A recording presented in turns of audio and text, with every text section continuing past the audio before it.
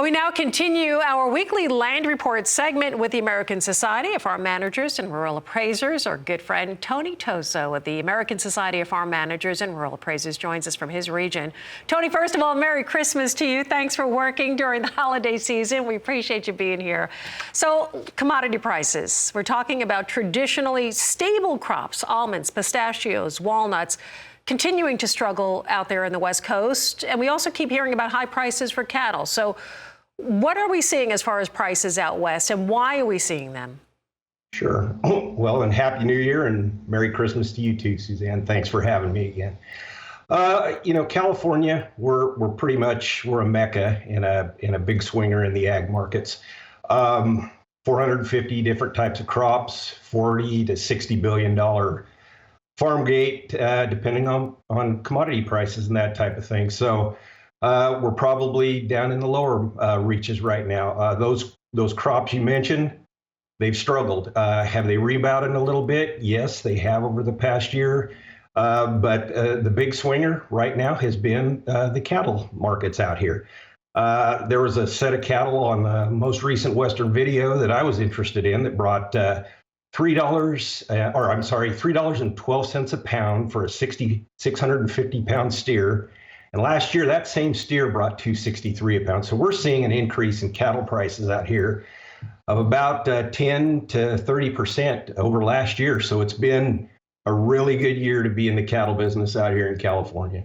Well, Tony, when we see those kind of prices for cattle, what kind of impact does that have on land prices?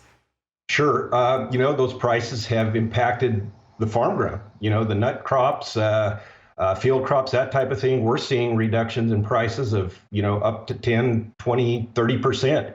Cattle prices have stayed stable. And I think part of the reason for that is cattle producers have become used to the fluctuations in the markets. We're there all the time. We've experienced the good years, the bad years, and not saying other farming entities haven't done that, but we're pretty well used to it. And we've just recently put a couple of ranches in escrow, and they're pretty stable as far as the price. Have they increased somewhat? Yes. Is there demand?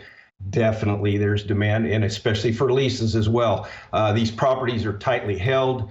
They're very, desirable. And, with the price of these calves right now, there's no lack for market demand, but the Cowboys have kind of stayed in their lane as far as how they price land and how they look at it to be economically viable. Okay, that's interesting. I wanted to say, when we're looking, of course, to 2025 and where we're going to be trending with herd size, right? And we still know the herd size still needs to be rebuilt. I would imagine that prices won't see much change or maybe even go higher. But then I brought that up to one of our commodities guys, and he said, listen, demand might come down because people don't have the money. So when we look at long-term outlook for cattle prices in California, what are we looking at?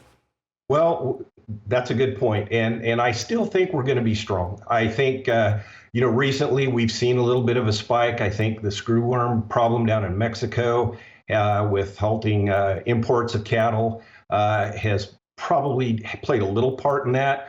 How long that's going to last, I'm not sure. It's going to be a long drug out type of thing. But the main player is always supply and demand. And we're in numbers clear back to the 60. I'm 62 years old. I'm not sure we've seen inventory levels since prior to that time. So I think it all is based on supply and demand. And I think as we start to come out of that, we'll see things even out. But I think we're playing at a new plateau, a new level now in the cattle business. It's been good to California. I know it's been good to producers around the country.